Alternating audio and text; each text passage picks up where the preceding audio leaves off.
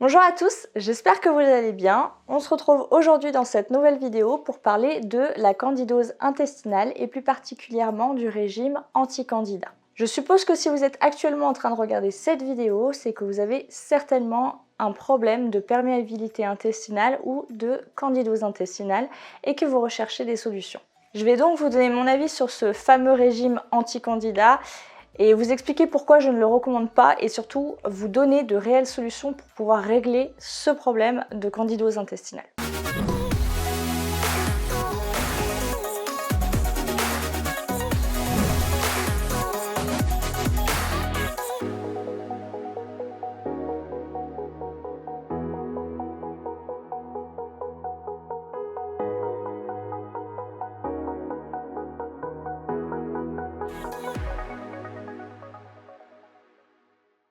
Alors je vais essayer de replacer les choses et vous expliquer dans un premier temps ce qu'est une candidose intestinale et surtout pourquoi et dans quel cas elle s'attaque à vous. Donc je pense que vous êtes au courant, mais à l'intérieur de nos intestins se cache une tonne de micro-organismes vivants, on appelle ça la flore intestinale. Ces micro-organismes ont pour but de maintenir un équilibre au sein de notre corps et pour synthétiser, ils mettent tout en œuvre pour qu'on soit en meilleure santé possible. Malheureusement, il arrive que cet équilibre se rompe. Et une fois que ce déséquilibre il est rompu, il peut se passer diverses choses, comme par exemple la perte d'énergie, la fatigue chronique, la baisse d'attention et de concentration, les problèmes de thyroïde, la baisse du métabolisme, les perturbations du système hormonal, les problèmes de sommeil. Il arrive aussi parfois qu'il y ait des dépressions, de l'anxiété, donc voilà, ça englobe vraiment beaucoup de choses et encore j'ai mis vraiment une toute petite liste. Donc les problèmes intestinaux et plus particulièrement la candidose intestinale est souvent nommée comme étant la source du problème. De nombreux spécialistes recommandent d'ailleurs justement d'entamer un régime anti-candida afin de tuer, exterminer le candida albicans qui est trop présent et qui est là en trop grosse quantité.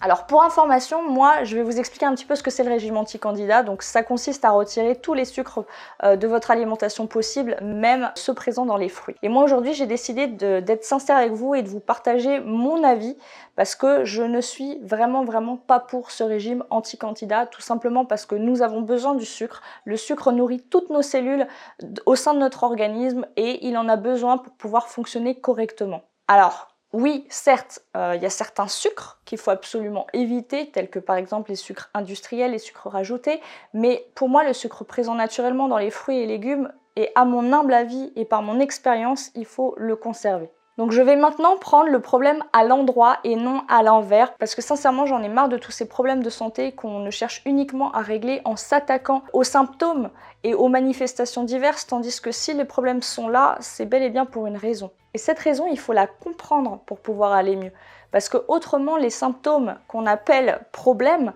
ils reviendront encore et encore et encore, et ça n'en finira jamais. Alors moi je vais vous expliquer ce en quoi justement sert le candida albicans, parce que non, ce n'est pas un ennemi à abattre. Le candida c'est une levure qui est présente dans notre flore intestinale, dans notre biote, et elle est présente naturellement. Il est utile et il possède plusieurs fonctions. Il chélate et il produit des enzymes digestives, donc il ne devient néfaste que quand il se transforme en champignon ou qu'il traverse les parois intestinales. Et la raison pour laquelle la levure candida albicans est justement capable de se transformer en champignon, c'est tout simplement la modification du pH de notre flore intestinale lorsque le milieu devient acide. Et cette acidité provoque une inflammation. Et l'inflammation provoque alors une lésion au sein de la paroi qu'on appelle perméabilité intestinale. Cette perméabilité intestinale, alors, elle crée une ouverture. Et les champignons, ils s'immiscent à l'intérieur de notre organisme, il commence en fait à infecter un petit peu tout l'organisme. Et comme je vous l'ai dit plus haut, tout ça, ce n'est pas le problème. Ce n'est pas la maladie comme on peut l'appeler pour vous faire peur en fait. Non, tout ça c'est qu'un symptôme. Et les symptômes ne sont pas les problèmes. C'est tout simplement votre corps qui vous veut du bien en réalité et qui tire la sonnette d'alarme. Voilà, il est là pour vous dire que quelque chose ne va pas. Donc en réalité, le candida albicans, ce n'est qu'un symptôme d'un épuisement du système immunitaire. Donc voici les causes d'une surpopulation du candida albicans. Donc il y a en premier lieu l'accumulation des déchets. Donc je le répète encore une fois, il est important d'aller au sel tous les jours, autrement les déchets s'accumulent. Et comme me disait Irène lors de ma formation, les poubelle qui traîne plusieurs jours attire les rats et les cafards. Eh bien, visualisez en fait tout simplement cette image à l'intérieur de votre tête parce que ça parle. Voilà, les selles sont les poubelles de votre intérieur et il faut les jeter. Les candidats qui se sont surproduits en fait, c'est uniquement parce qu'il y avait une production de déchets en trop gros nombre. La deuxième raison, c'est un déséquilibre de la flore interne. Donc le pH de votre biote se déséquilibre notamment à cause des produits acidifiants tels que les viandes, les laitages, les céréales et légumineuses non germées, les vinaigres, l'alcool, les sodas, même les sodas zéro, le thé, le café, les produits transformés de par leur cuisson, ultra haute température, leur mode d'extraction ou encore leur assemblage. Exemple, un plat préparé, mais ça peut être aussi une pizza ou des saucisses knacky, enfin voilà. En gros, ce qui est transformé, c'est tout ce qui ne pousse pas dans la terre et qui ne tombe pas d'un arbre. Donc voilà, si vous le plantez, il n'y a rien qui poussera. Il y a aussi la prise d'antibiotiques, la pilule contraceptive ou encore des médicaments qui déséquilibrent énormément la flore intestinale. La troisième raison très importante, je pense qu'il faut le souligner parce qu'on oublie souvent d'en parler, c'est le stress. Le stress, il induit énormément d'acidité au sein de l'organisme et qui dit acidité dit acidose générale, mais également de la fatigue, ce qui induit un épuisement de l'individu et donc on digère mal, on n'a plus suffisamment d'énergie pour digérer. Alors maintenant que je vous ai donné les causes de ce déséquilibre de la flore intestinale, on va voir comment aller mieux et gérer le problème à la source. Et en réalité, c'est très simple. Alors, je suis désolée d'avance parce que j'ai pas de pilule miracle, mais uniquement un conseil qui marche et qu'il faudra appliquer toute votre vie si vous désirez vraiment être en santé. Donc voilà, il faut revitaliser l'organisme, diminuer l'inflammation en rétablissant un équilibre alcalin au sein de votre corps et restaurer la barrière intestinale. Donc voilà, il faut apporter à son corps de la nourriture brute et de la nourriture vivante, il faut lui apporter des minéraux, il faut lui apporter des végétaux et ça sous sa forme la plus brute et la plus biodisponible possible. Et si vous faites des jus verts, c'est encore mieux. Il faudra aussi du bon sucre avec les fruits, parce que oui, votre corps a besoin de sucre, a besoin de beaucoup d'énergie pour se rétablir. Il faudra retirer les aliments transformés, donc qui sont inflammants, irritants et qui demandent à votre corps de puiser en fait dans sa propre énergie vitale pour pouvoir les digérer. Il faudra aussi vous reposer, donc arrêter de courir partout, effectuer des activités douces, pratiquer par exemple la cohérence cardiaque ou la méditation pour vous offrir des petites bulles de sérénité.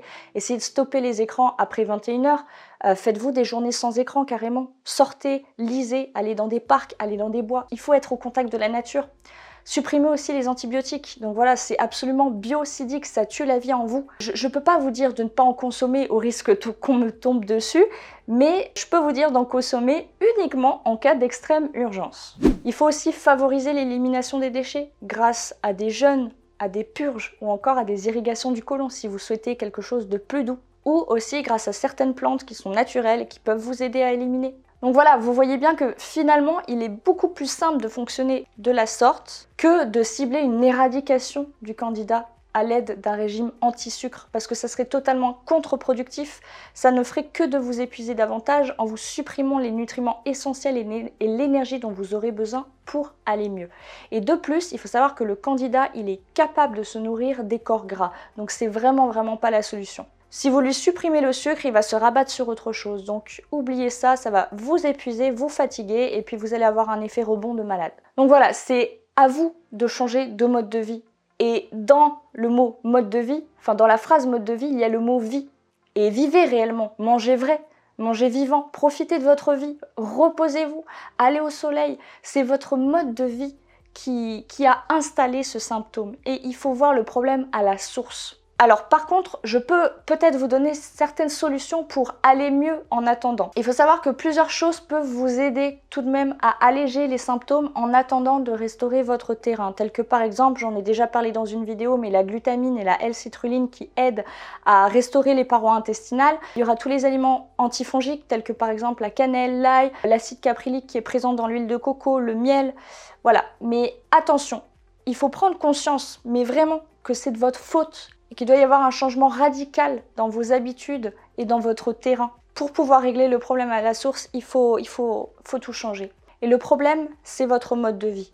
Alors non, je vous blâme pas parce que sincèrement, j'ai moi-même eu une grosse candidose intestinale suite à un gros choc émotionnel et une grosse période de stress. Et voilà, j'ai dû moi-même revoir mon mode de vie.